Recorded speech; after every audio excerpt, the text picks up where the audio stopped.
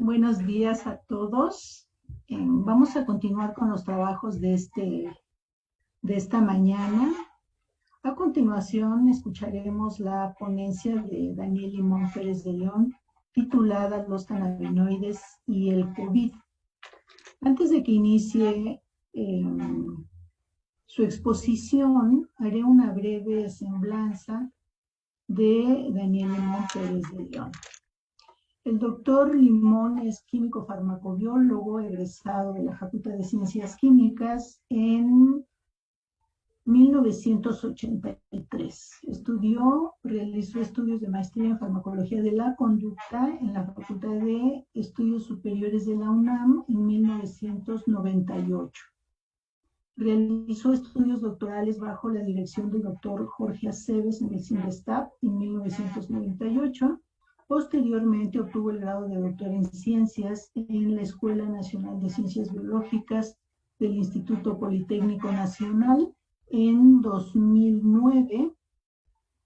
Ha sido invitado como revisor en revistas indexadas como Synapse, Neurotoxicology and Journal Medicine Alternative y Neuropsychopharmacology, entre otras. El doctor Limón edita el boletín informativo El Toxiquito. Ha tenido estancias de investigación en el Instituto Politécnico Nacional, en la Universidad Nacional, en el Instituto Nacional de Neurología y Neurocirugía, en University Rosalind Franklin, Illinois, en University of Washington, D.C. y en la Universidad de Barcelona, en España. Desde hace 35 años es profesor del Departamento de Farmacia en la Facultad de Ciencias Químicas. Actualmente es miembro de la planta docente del área de Bioquímica y Biología Molecular del posgrado en Ciencias Químicas de la UAP. Es fundador y jefe del Laboratorio de Neurofarmacología de la Facultad de Ciencias Químicas desde 1995. Ha graduado a más de 125 estudiantes de QFB y farmacia, además de haber graduado a 10 estudiantes de maestría y 9 de doctorado. Entre sus líneas de investigación resaltan el estudio de la toxicidad del peptidoniloide beta como modelo para entender la enfermedad de Alzheimer, el estudio de nuevas alternativas farmacológicas para el tratamiento de la enfermedad de Parkinson, el estudio y la caracterización de los receptores GPR55 y CD1, cuenta con 60 publicaciones nacionales e internacionales en revistas de alto impacto, además de colaborar en la redacción de capítulos de libros de áreas afines. Es reconocido en la UAP por su gran labor en la formación de recursos humanos a nivel de licenciatura y posgrado. No debemos olvidar también que el doctor Limón es investigador nivel 3 del SNI. Y bueno, pues tengo el gusto de dejarlos con el doctor Limón y escuchemos su conferencia, los cannabinoides en la COVID-19. Adelante, por favor.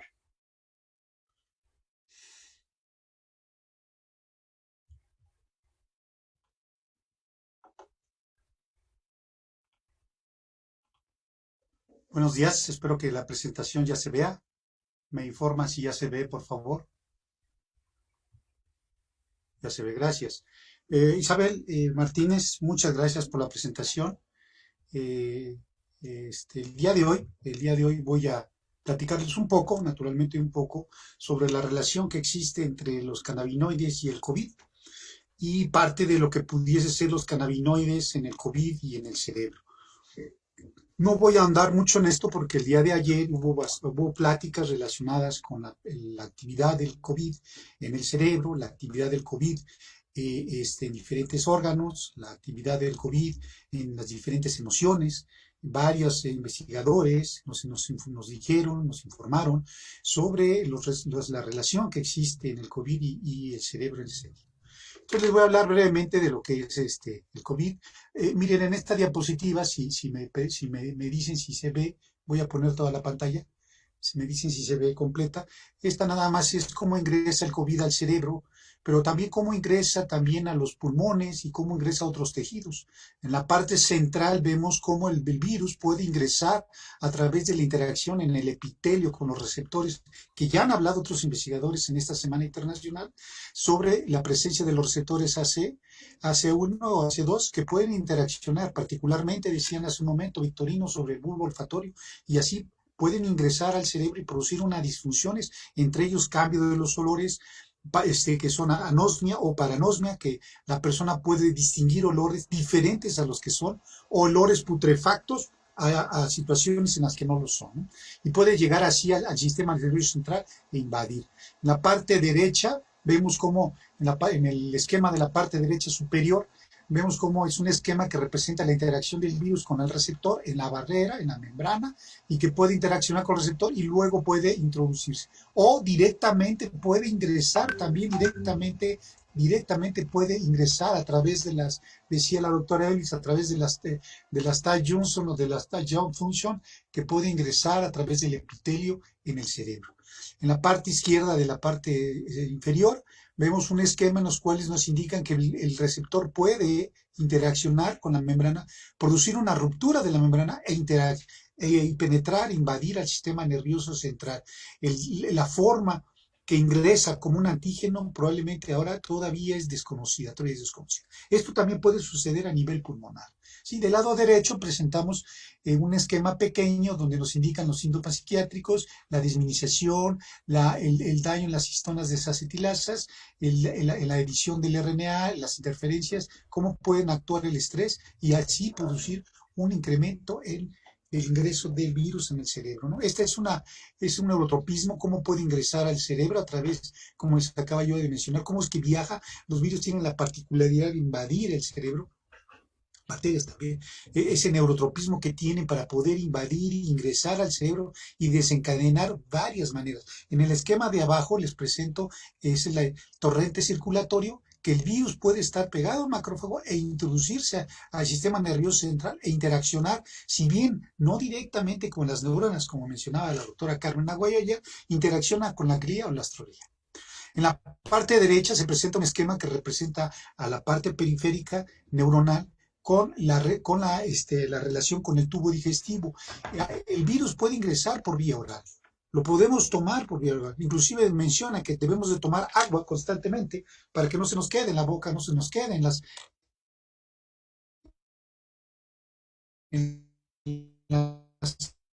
y hay degradación, efectivamente. Dice y asóciase que si la carga viral es muy alta, el virus puede interaccionar con la membrana, el epitelio, con los receptores que acababa de mencionar y interaccionar con el nervio vago y poder invadir al sistema nervioso central a través del nervio vago y ir saltando a través de las terminales y poder llegar al sistema nervioso central. Eso se llama. Sí, la proteína pico, las proteínas pico del SARS, la S1 de la espícula, puede tener fundamentalmente una interacción con los receptores ACE2 en humanos, como mencionaba ayer el doctor Gerardo en la ponencia de la mesa redonda, ¿no?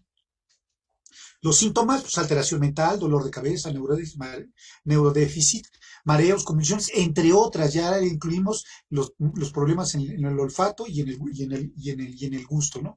Los síntomas más atribuidos a la disfunción de los nervios craneales influyen, como decía, anosmia, disgexia, nervios del dolor, síndrome de Miller-Fisher, que es un síndrome similar al Guillain-Barré, que puede ser particularmente producir una oftalmoplegia, que el globo ocular ya no pueda moverse por la presencia del virus, no nada más por el COVID, sino por otros virus. ¿Sí? A través de nueva imagen podemos detectar estas lesiones cerebrales, ¿sí? Los daños neurológicos, disfunción neurológica, reportado en 36% de los pacientes que sufrieron una infección severa, representa el daño en el cerebro. Por medio de neuroimagen se han demostrado patrones en la lesión cerebral, infartos isquémicos, trombosis, hemorragia intraparenquimatosa, hemorragia subdural, microhemorragias en la sustancia blanca, desmineralización, ¿sí? Y síntomas más comunes, repito, alteración mental, dolor de cabeza, neurosis, convulsiones y confusión. Algo que mencionamos, los síntomas de la disfunción de los pares craneales es eso que puede producir un síndrome Miller-Fisher, que ahora sabemos que es un daño en la acomodación del glóbulo ocular, ¿sí? Y lo que los acabo de comentar hace unos momentos, anosmia, disgeusia y dolor en los labios. Hemorragia cerebral, como mencionamos, se menciona en esta fotografía reportada en 2020 por el grupo de Al-Safai, al lado derecho de la tercera imagen, se ve el infarto, la hemorragia, disculpen, la hemorragia, hay un infarto y hay una hemorragia por el COVID. ¿Sí? El infarto lacunar, que es un accidente cerebrovascular que se presenta no mayor de 15 centímetros. Fíjense que los pacientes que pueden tener este infarto lacunar y no manifestar todavía efectos, ¿no? Esto se ve a través de los estudios de radioimágenes. ¿Sí? Factores involucrados en el daño neurobiológico, lesión mediada por el sistema inmune y el estado proinflamatorio. Exactamente nos decía Eleazar en la mañana del día de hoy, cómo ciertos factores proinflamatorios, ciertas interleucinas o citocinas pueden empezar a participar en el proceso de inflamación. Del lado derecho se presenta las citocinas de las CXL10 y las interleucinas 6, cómo pudieran estar participando en el dolor, ¿no? Una respuesta inmune aberrante en algunos casos puede resultar en polioneuritis neuronal o nuevamente, repito, en el síndrome de Miller-Fisher. La presencia de estado proinflamatorio puede precipitar eventos trombólicos, ¿no? En la infección de COVID. La tormenta citocínica que en estas mesas de trabajo del día de ayer, de hoy se ha comentado que son importantes para generar daños en el sistema nervioso central a nivel de los pulmones, pero también, como decía Elvis, en la barrera hematoencefálica, ¿sí? El sistema renina-angiotensina-aldosterona relacionado fundamentalmente con los procesos tóxicos que puede producir el COVID. En el centro de la imagen se menciona la angiotensina 2 y de líneas punteadas de color azul y se indica la actividad simpática, por lo tanto cardíaca, hay un incremento de la actividad cardíaca, ¿sí? La resolución de cloro y sodio y de excreción de potasio que pueden retener agua y pueden producir edema. Esto puede producir a nivel de los riñones, pero también a nivel de otros sistemas, ¿no? Una parte fundamental del edema pudiese ser este mecanismo. En la parte central se indica con un signo positivo la actividad de la liberación, de la actividad de la secreción de aldosterona que va a promover la retención de agua, ¿no? En la parte inferior, abajo del riñón, se muestra la vasoconstricción que incrementa la presión sanguínea producto de la activación directamente de la angiotensina sobre los vasos sanguíneos. Y en la parte inferior, como mencionaba Victorino, cambios en las disfunciones hormonales se pueden deber a la interacción severa de la angiotensina en la parte de la pituitaria, de la pituitaria posterior y bloquear la secreción de antidiurética, ¿sí? Con lo tanto, podemos también aumentar más el proceso inflamatorio, ¿no? En relación al COVID y de la mesa, solamente les presento esta diapositiva para invitarlos, exhortarlos a los aspectos clínicos que trabajamos en el 20 de noviembre. Está esa mesa redonda, naturalmente, para más información detallada y para más información de la mesa redonda, también la del día de ayer, que gentilmente Felipe y el grupo de organizadores, los muchachos, los puso en la ventana de Facebook. ¿Cuáles son las oportunidades terapéuticas para el COVID? Bueno, pues hay que entender qué es el COVID. El COVID va a ingresar al organismo. ¿Cómo ingresa? Pues como hemos mencionado, a través de la interacción del receptor ACE2. ¿Sí? También hay interacción con este tipo de receptor, el TMPR-SS2, que puede coadyuvar a que ingrese el receptor indirectamente, ¿no? Que ingrese el virus, disculpe, a la célula. Hay una endocitosis, ¿no? ¿Sí? Hay una endocitosis, hay una internalización del ACA y por lo tanto una cascada de eventos. El mismo virus puede producir una upregulation de los receptores ACA2 para que puedan incrementar más, ¿sí? Pero ¿cuál pudiese ser una alternativa? Una alternativa a lo que veníamos diciendo en esos minutos: aumento de la angiotensina, aumento de moléculas de adición, aumento de citocinas, quimiosinas, hipercoagulabilidad, disfunción endotelial y transcripción del factor del NF-κB. ¿Cómo lo podemos disminuir? Bueno, por la activación de algunas proteínas como las apelinas. Estas apelinas pueden interaccionar con su receptor y producir directamente una inhibición, bloqueo del receptor de angiotensina.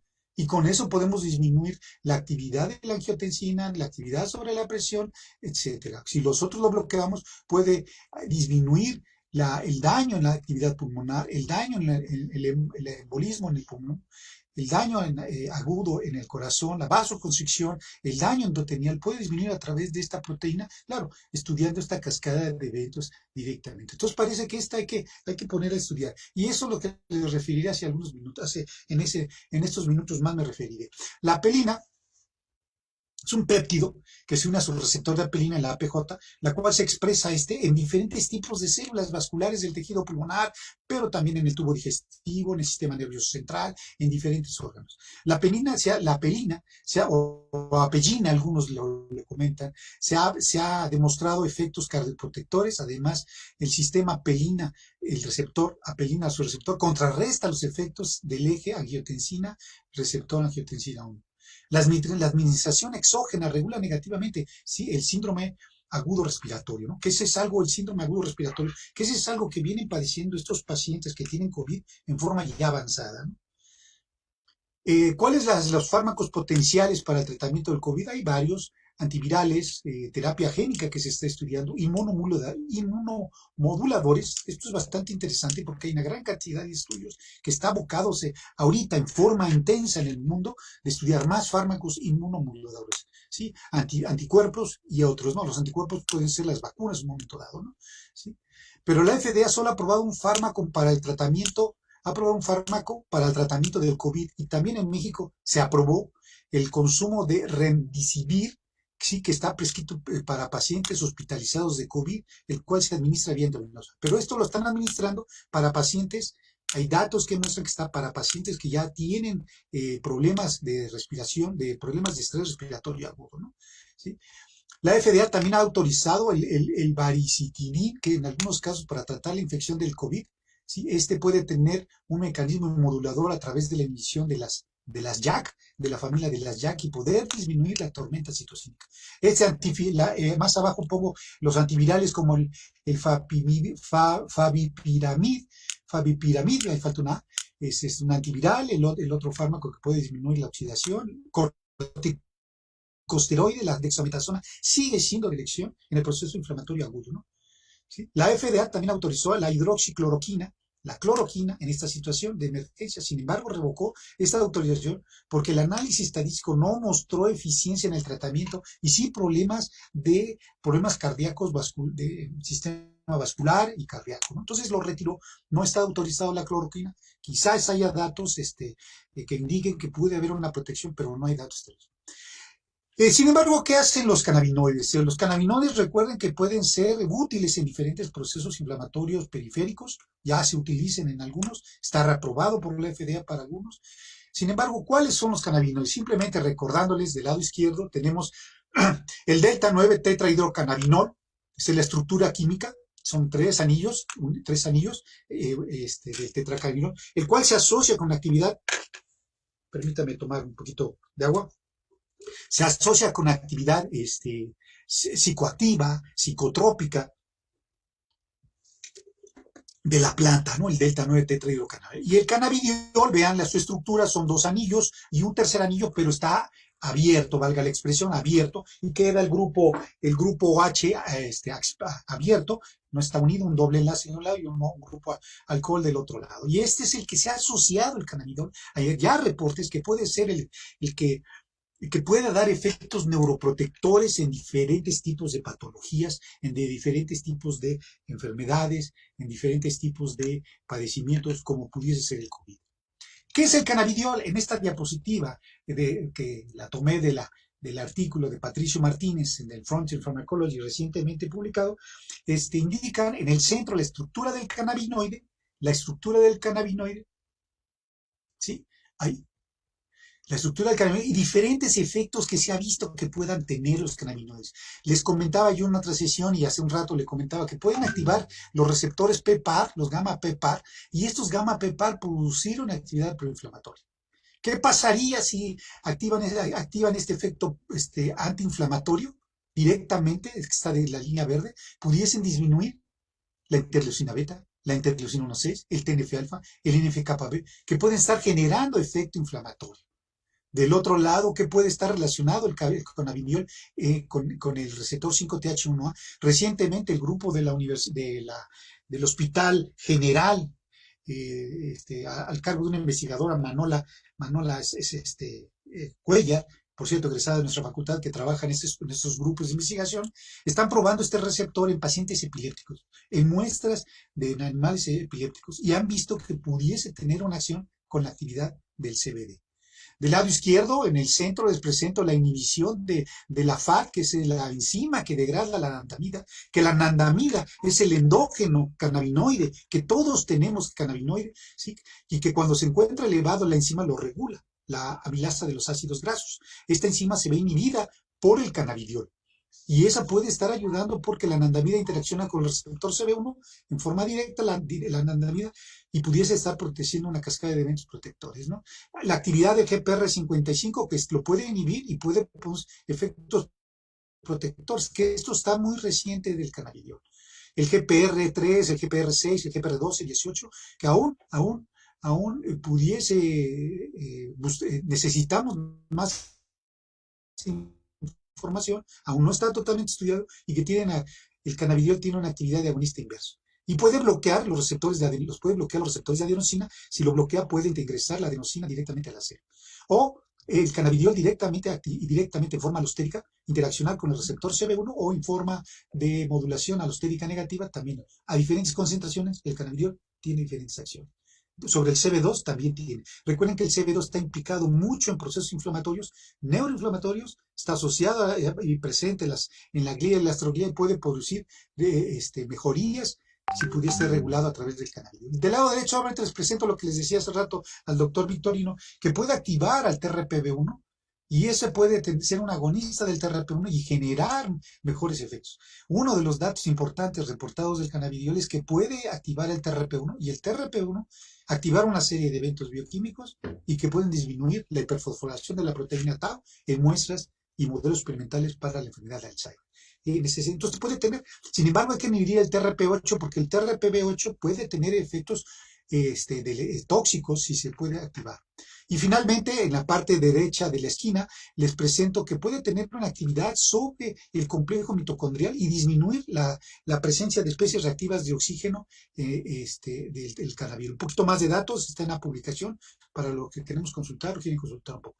Y este mecanismo del CB, del cannabidiol, que recuerden que es el que está reportado, asociado, y que pudiese dar mejorías neuroprotectoras, les decía yo, bloquea la enzima que degrada la anandamida, y como la va a bloquear, la anandamida interacciona con el CB1 y genera una serie de eventos que pudiese ser protectores o mejorar diferentes deficiencias motoras en modelos de animales que pueden atenerlo a catalepsia en el momento. O directamente sobre los gamma PEPAR pueden activar. Y eso todavía no está totalmente estudiado, al menos en COVID todavía no está totalmente estudiado. Potencial terapéutico del tratamiento del cannabidiol. Estudios in vitro demuestran que el cannabidiol es capaz de reducir la expresión del ACE2, en este artículo reportado, ¿sí? Les presento todo este resultado. En las gráficas de abajo se ven tres gráficas, un panel de gráficas. La primera, se ve una gráfica chiquita con un asterisco y que tiene el número 45. Eso significa que es la mezcla entre la relación entre tetrahidrocannabinol y cannabidiol, que hay mucho más cannabidiol para producir la expresión, bueno, acá estoy en el transcrito del receptor ACA y que puede disminuir. Entonces nos está dando evidencias que puede disminuir el ACA. Esto fue en tejido epitelial. ¿Sí? En el centro vemos la expresión ya de la proteína que puede mejorar, que pueden disminuir la expresión de la proteína, varios compuestos, que estos son los números de compuestos de la relación entre cannabidiol y delta 9 tetrahidrocannabinol. Y en la parte derecha los tenemos la expresión, ¿sí? Que vemos que puede estar, ¿sí? Disminuir los receptores, en la última gráfica disminuir los receptores con algunos compuestos con diferente combinación de TH y cannabidiol. La administración de extractos de cannabidiol con un alto porcentaje de cannabidiol reduce la expresión de ácidos. Y eso es bueno porque pueden reducir algunas de las características neurotóxicas que está generando la activación de este receptor y que los cuales fueron tratados con citocinas proinflamatorias, ¿no? Entonces, eso puede estar ayudándonos para entender que el cannabidiol pudiese tener un efecto antiinflamatorio. El cannabidiol modula la tormenta citocínica en el estrés, en el estrés respiratorio agudo, ¿sí? Y que puede ser, me los voy a poner, en pacientes de COVID-19, la transición se debe a la tormenta de citocinas ocasionada por una respuesta inflamatoria producida por la interleucina 6, la interleucina beta, y como mencionaban hace unos momentos, la interleucina 17. Pero esto se estudió utilizando un derivado del polirriboinosítido y el ácido polirribocitidílico. En ratones se inhaló por vía nasal y se vio que disminuía el proceso respiratorio, el porcentaje de saturación disminuye, vean, está la barra de color rojo, y cuando le ponen canabidiol mejora, y que mejora entre el cuarto y el séptimo día. Esto puede estar asociado, bueno, es un modelo experimental naturalmente, pero puede estar asociado a que puede disminuir muchas características como la fibronólisis, infiltrados alveolares, la hipoxemia, ¿sí? Y disminuir la permeabilidad vascular pulmonar. Eso ayudaría mucho a que mejoraran esos pacientes que tienen problemas respiratorios agudos, ¿no? En este artículo se reporta del lado izquierdo un panel de fotografías donde en la primera línea es el grupo control. ¿Sí? Se utiliza la tensión de hematoxilina y glucina a 25 por y a 20 por. En las primeras columnas, las primeras figuras son los controles, y luego cuando le ponen esta toxina, este tóxico que es el poli-IC, vean que pierde la constitución normal, ¿sí? Pero cuando le ponen el cannabidiol mejora, a nivel histológico se ve mejoría. ¿Sí? En la tercera columna de fotografías, en la E, F y G, se observa el grupo control, cómo está la presencia de interleucinas, cómo se aglomeran las interleucinas en parte de la membrana del epitelio, indicándonos que puede haber inflamación ahí, pero cuando le ponen el cannabidiol disminuye, claro, no al 100%, pero disminuye con cannabidiol. La infiltración de neutrófilos, fíjense, es normal en la última columna, en la letra H, y en la letra I, vean que aumenta la cantidad de neutrófilos y disminuye cuando está presente poli-IC, ¿no? ¿Sí? Se mide el número de células, vean que el número de células puede mejorar con el cannabidiol, que es la columna de color verde, ¿sí? De color verde, la columna de color verde que tiene el poli-C más cannabidiol, porque el grupo control es el que está de color anaranjado. Vean en la gráfica B, vean que disminuye el número de células T, ¿sí? Aumenta las interleucinas en la parte derecha de la gráfica superior, ¿sí? Y en la parte inferior de las gráficas se presentan los neutrófilos, macrófagos, la interleucina y el TNF-alfa. Las barras anaranjadas indican que aumenta en los pulmones este tipo de células que pueden estar generando lo que se conoce como la tormenta citocínica, y además edema pulmonar, problemas respiratorios, disminución del porcentaje de la saturación, indicando que el cannabidiol pudiese ser una opción para ese tipo en este estatus patológico. Del lado izquierdo se presenta toda la citometría de flujo de las interleucinas en sangre y en pulmón, pero del lado derecho se resume, en el cual se presenta en sangre de color anaranjado las células T y de color rojo y las interleucinas. Y ese es el experimento de Kodadadi en el 2020, que pudiese ser alternativa el cannabidiol, ¿sí? En el síndrome de estrés respiratorio agudo, ¿no? Redujo la expresión del cannabidiol de la interleucina C en el pulmón, claro, son modelos experimentales con poli-C. Asimismo fue capaz de reducir los neutrófilos, demostró que el cannabidiol revertía la linfopenia y disminuía la producción de citocinas proinflamatorias. Entonces, pudiese ser una opción el cannabidiol, claro, en la terapéutica que existe actualmente. El cannabidiol modula esta proteína apelina, que sí, en el síndrome de estrés respiratorio agudo, ¿sí? Se presentan de este lado las fotografías. Esta es la barra roja, es la apelina, el poli-C, que es el tóxico, que estaría tóxico, aumentando su actividad, pero con la barra de color verde disminuye, ¿sí? Aunque tiene una conducta ondulante la cantidad de proteínas que sí que estamos observando, pero vean que disminuye. Con poli-C la apelina disminuye. La apelina pudiese ser una proteína que nos pudiese estar ayudando a que coadyuve las mejorías y disminuye los efectos tóxicos por la activación de las angiotensina. Fíjense, entonces el cannabidiol que está de color verde, según Sales o Sales, si gustan pronunciarlo así, mejora mucho esta parte, ¿no? El poli-C, ya lo comentamos, reduce la expresión de apelina, produce fibrosis, hipertensión, genera inflamación, número de neutrófilos elevado y que puede estar generando daño. Y con el cannabidiol revierte la linfotemia, reduce el número de neutrófilos de células normales, reduce las características patológicas, entonces da evidencias de que puede ser bueno para este tipo de COVID. Aquí en el pulmón, veamos en la primera columna de las fotografías de que están las de color del puntilleo rojo, la apelina, en el grupo del pulmón normal, vean el puntilleo, que esta es una microscopía de fluorescencia, ven que se ve el puntilleo de apelina, pero cuando le ponemos el poli C, ¿sí? El poli C en la tercera columna es la microscopía de fluorescencia, pues prácticamente desaparece, ¿no? Y cuando le ponemos el grupo poli C, pero con el tratamiento de cannabidol, vuelve a aparecer la apelina, ¿no? La interleucina, cosa contraria, aumenta con el modelo tóxico y disminuye el número de interleucina como cuando está presente el cannabidol. Eso nos indicaría que pudiese estar disminuyendo el efecto inflamatorio, proinflamatorio, mejorar la producción de apelina que genera en el modelo de poli-IC, ¿no? Y en la última columna es el MERS, en la tercera es el DAPI, que nos va a dar los núcleos, y en la tercera nos da la imagen. Si nosotros nos acercamos un poquito, vemos la presencia que pudieran estar colocalizados la apelina y la interleucina, ¿no? La apelina demostró que en el tratamiento de COVID, de poli-C, reduce la expresión de tejido pulmonar, además del tratamiento de COVID, de cannabidiol, revirtió la expresión de apelina. Esto demuestra que el cannabidiol fue capaz de mejorar la estructura pulmonar y de producir efectos antiinflamatorios, ¿no? Esto, recuerden, lo publicaron en el 2020, pero son datos en modelos experimentales, ¿no? El cannabidiol muestra el efecto antiinflamatorio del COVID relacionado con la inflamación.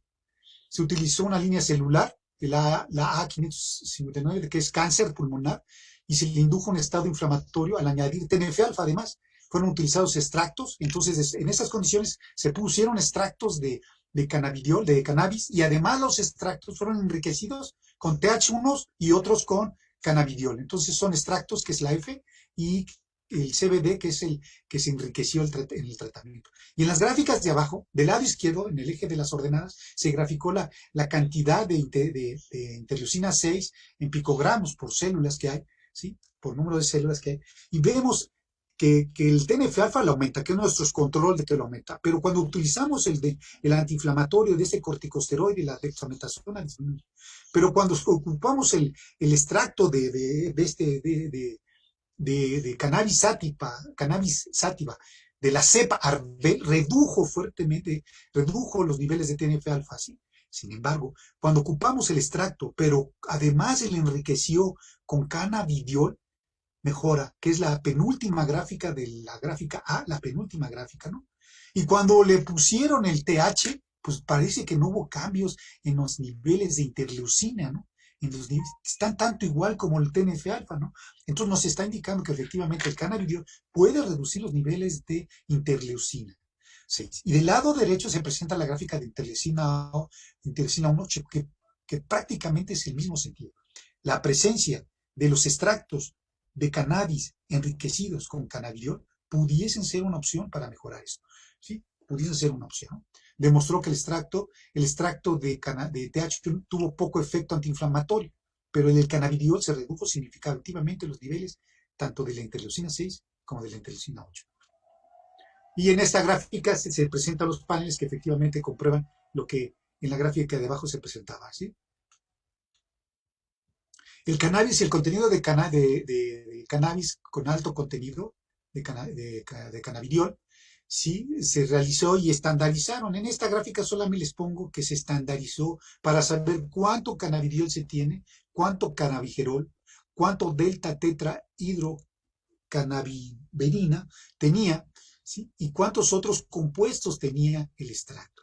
El uso de agonistas inversos del receptor CBD revirtió la disminución de los niveles generados por la interleucina 8 en el cannabidiol estándar, ¿sí? Entonces les presento las gráficas. En la gráfica A, la parte derecha superior, bueno, en la parte derecha hay dos gráficas. En la A, la primera de ellas,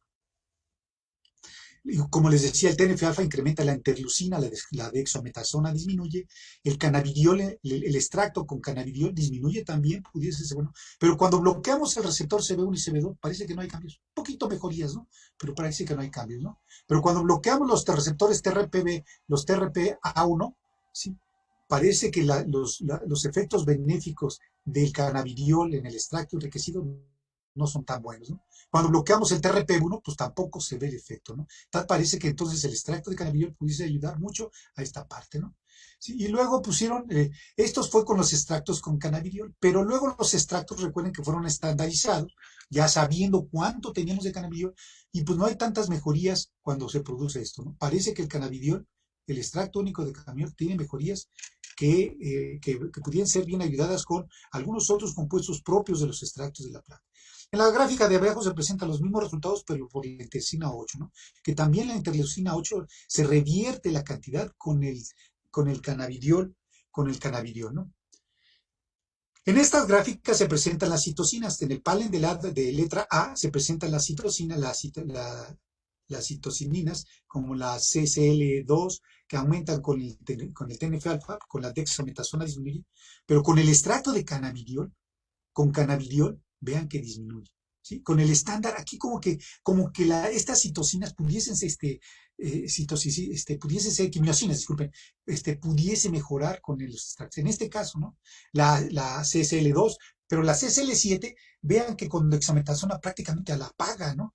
Es un buen antiinflamatorio la dexametasona, ¿no? Y tiene buen efecto ambos, el cannabidiol en el extracto o el cannabidiol, ya sabiendo cuánto tenemos de cannabidiol en su respecto al incremento severo con TNF-alfa de esta CSL7.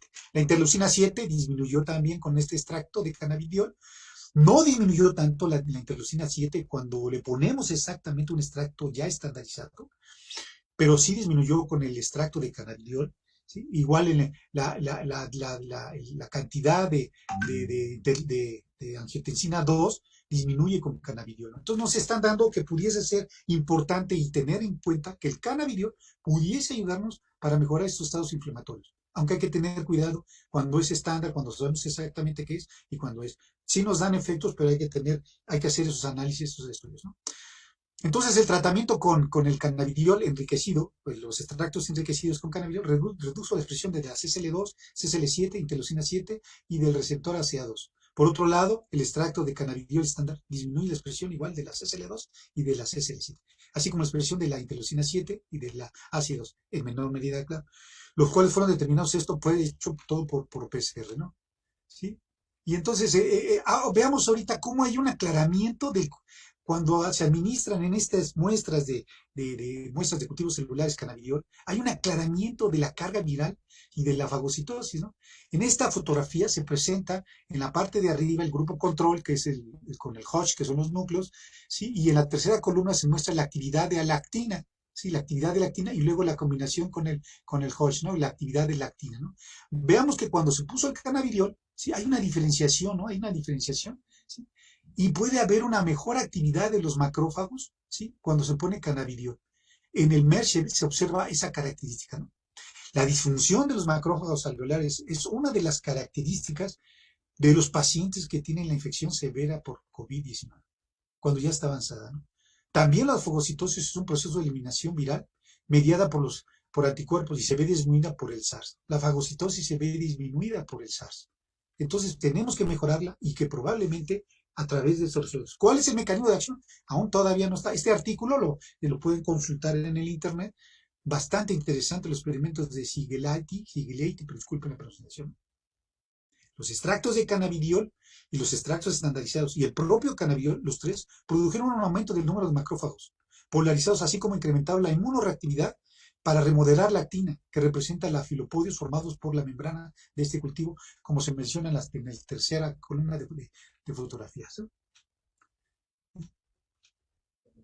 Se demostró que el cannabidiol fue capaz de reducir la expresión del SCAT, este gen que codifica para el receptor SRB1 y que es responsable de la fagocitosis de partículas de sílica en los macrófagos. También incrementa la expresión del FCI-R2, un gen que codifica los receptores FCI y GAP, los cuales se unen a la IgG, que se encuentra optimizado en partículas virales. Este incremento del receptor permite que la fagocitosis, creo que es estafilococo pneumoniae, ¿no? Entonces, en las gráficas vemos cómo con el cannabidiol, este tipo de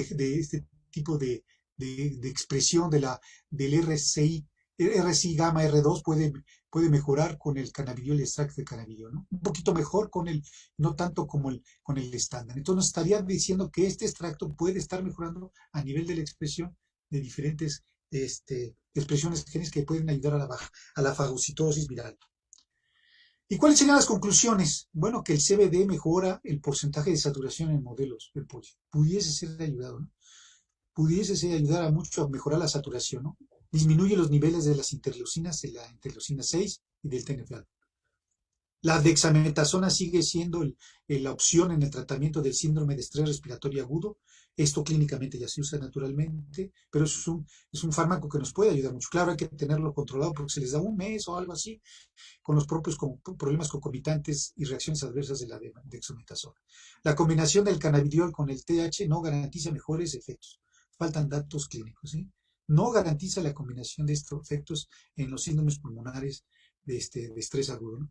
El cannabidiol pudiese ser una opción en la neuroinflamación, disminución del esquema cerebral, sí, y mejorar los procesos cognitivos, sí, eso es lo que veamos. Entonces eso es lo que les tenía planeado. Más abajo les pongo una llamada de atención, lo que dije, estudios clínicos son necesarios, pero debidamente evaluados, bueno, está el error, evaluados y aprobados por los respectivos comités de ética para mostrar que efectivamente tiene utilidad los cannabidioles en la parte clínica, ¿no? Pero puede mejorar, ¿no? El daño a nivel de la isquemia cerebral, sí.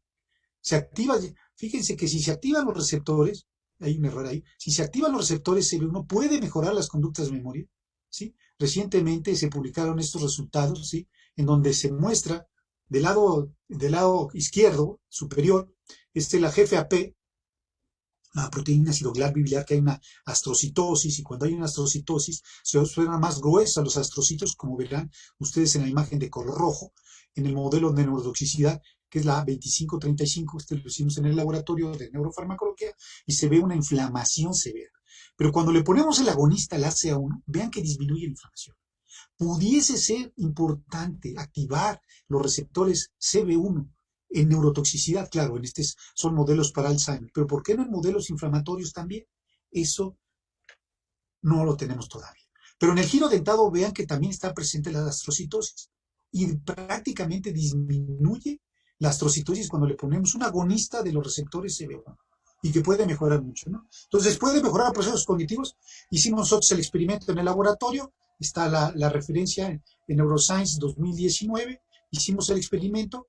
Y el experimento que nosotros hicimos fue nuevamente medir las otras líneas celulares, el IVA, y hay un proceso de activación de la microglía, de la proteína IVA1, se ve de color verde, esta es una microscopía de fluorescencia, y vean del lado derecho que se disminuye la activación del IVA, por lo tanto disminuye la inflamación.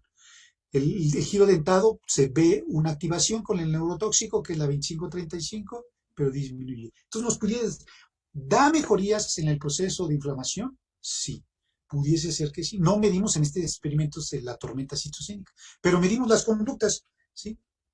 Medimos las conductas y efectivamente el neurotóxico, que es la 2535, que es sería de color negro, la que está la primera barra de color negro sería el neurotoxina, que nosotros ocupamos la 2535 de la beta amiloide, la que está en los pacientes que tienen Alzheimer, ¿sí? Pero cuando se pone la activación de una sola dosis del agonista de los receptores cannabinoides CB1 en el hipocampo, vean que mejora la conducta. Mejoró la conducta. Cuando bloqueamos el receptor, pues nuevamente la conducta de las respuestas correctas se abate. Y por lo tanto no hay respuesta, ¿no? ¿Sí? Esto es en la prueba de aprendizaje. Del lado derecho se les pone la prueba de memoria, que el efecto se ve más claro en este tipo de laberintos, el laberinto radial automatizado de 8 brazos. La columna de color negro, la pequeña, la primera columna, muestra las respuestas correctas que están disminuidas con el neurotóxico que le llamamos A-beta 2535, que recuerden que también está presente en los pacientes, como nos decía hace unos minutos la ponente, la doctora Cuevas. Pero cuando ponemos el AC1, vemos que mejora. El AC1 es el agonista de los receptores CB1. Con una sola dosis que lo pusimos. Naturalmente, les comento que esto es a nivel experimental. Pero pudiese ser activar los receptores cannabinoides, pudiese ayudar al edema, a los daños cognitivos que se presentan por los infartos, por la isquemia, por la inflamación, ¿sí? Por ese mecanismo del CB1, sí. Y si el CB1 se está activando y se está activando con cannabidiol, pudiese disminuir paralelamente la tormenta citocínica tan severa que es en este tipo de patologías. La activación de los, ya comentarios finales, la activación de los receptores CB1 con una sola dosis de ACA, que es un agonista, produce mejorías en la memoria espacial, como les decía, y disminuye la GFAP y el IVA. Pudiese dar mejorías en datos clínicos, eso es lo que estaría por, aún faltan los datos preclínicos y clínicos para tal efecto, ¿no? Y la pregunta que se dice al final, si la activación del receptor CB1 por CB1 pudiese disminuir la respuesta inmunogénica utilizando este neurotóxico como es el polirriboinosínico y la unión con los receptores TLR3 pudiese bloquearle el cannabidiol o el agonista del CB1 y mejorar el aprendizaje de la memoria. Son preguntas, por eso les puse ahí, son preguntas que aún están por resolverse experimentalmente y que en un momento dado pudiese nosotros empezar a resolver esta pregunta y dar datos, aportar datos que efectivamente si el cannabidiol pudiese ser coadyuvante a las terapéuticas actuales en COVID a nivel periférico o a nivel central. Coadyuvante, porque no creo que sea totalmente la panacea de todo, ¿no? Pero va a coadyuvar, que eso es lo que se busca para estos pacientes. Termino agradeciendo al panel de trabajo del laboratorio, a la doctora Lady, que ha colaborado con nosotros hace algunos años en la línea de los cannabinoides, de la memoria, de factores de crecimiento, le agradezco mucho, de la Facultad de Ciencias Biológicas, a Denise también bióloga, que está incursionando en el camino de los cannabinoides. Alan, le agradezco mucho su atención por estas informaciones, le agradezco mucho a Alan Andrade por su participación en el proyecto de cannabinoides, a Felipe, doctorante de Laboratorio de Neurofarmacología, por su participación en los cannabinoides. Claro, él está más en Parkinson, pero vean que el mecanismo inflamatorio puede ser muy semejante en ambas patologías, ¿no? Semejantes inclusive a las periféricas. Y Víctor Crisanto, que está entrando también en los trabajos de discinesias con cannabinoides, y Jaime, que estamos trabajando con los cannabinoides. Ya no tuve oportunidad de conseguir una imagen, Jaime, discúlpeme, pero para trabajar con los cannabinoides en el sistema nervioso central. Y todo el laboratorio de neurofarmacología, que les agradece su atención. Yo les agradezco mucho su atención y ya terminé, doctora. Muchas gracias. Muy bien, muchas gracias por la ponencia. Vamos a esperar las preguntas aquí en el chat. Vamos a ver. La pregunta es, ¿cómo el receptor TLR3 podría ser inhibido por los cannabinoides? Qué buena pregunta. Muy buena pregunta. Puede ser, hay dos opciones. Una en forma directa, y otra es a través de los receptores TRPV1. Pudiese ser esa relación, ¿no?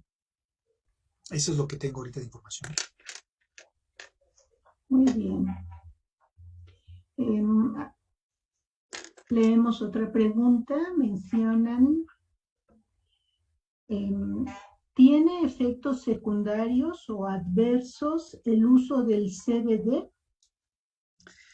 Pues no han reportado ahorita grandes cantidades de usos debido a lo siguiente.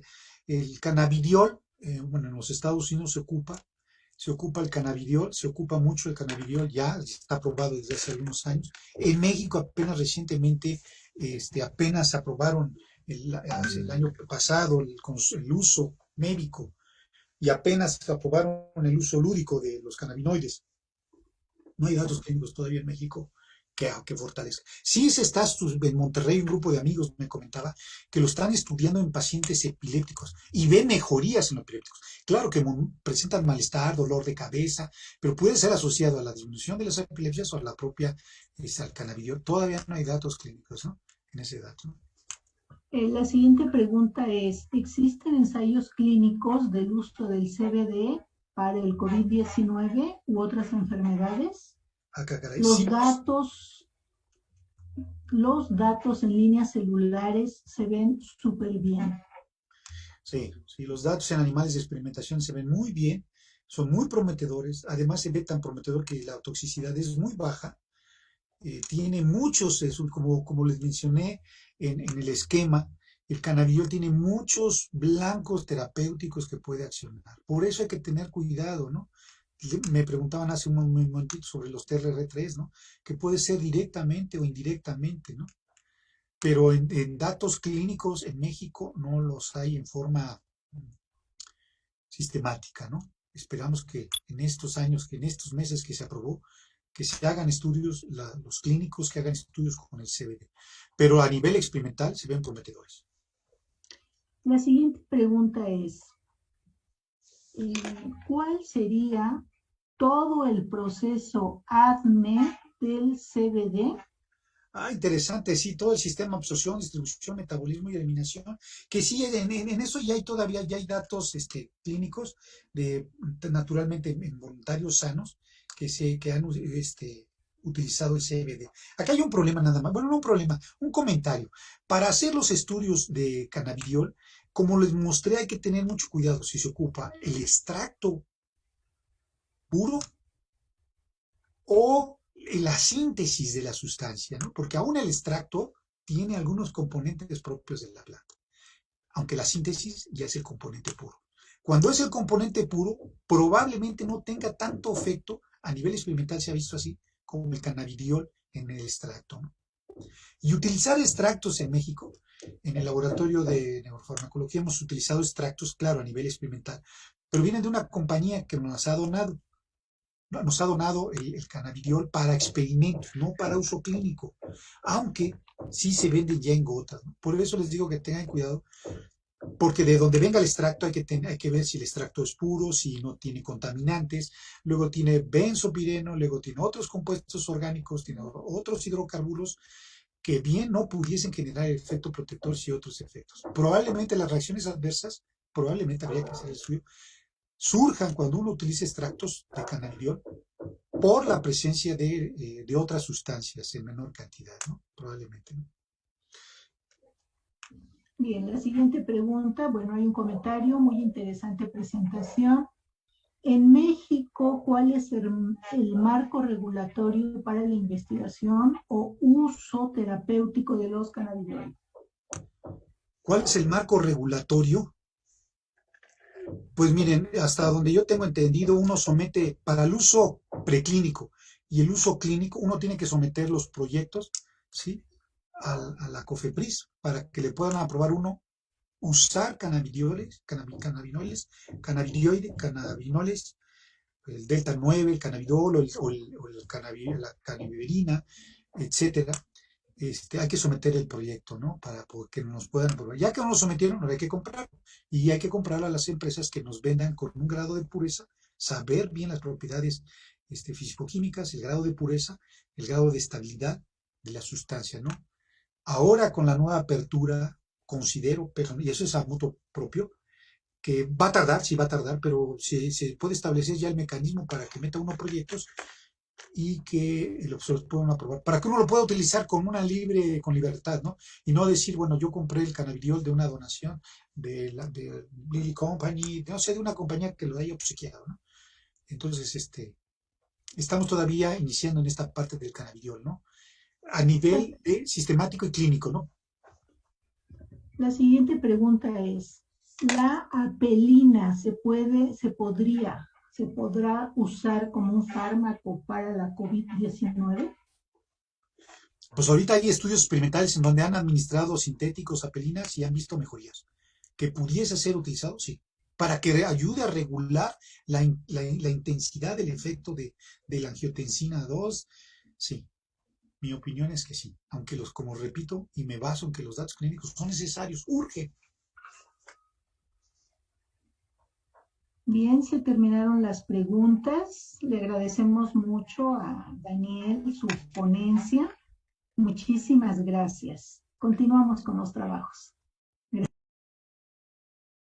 Presencia.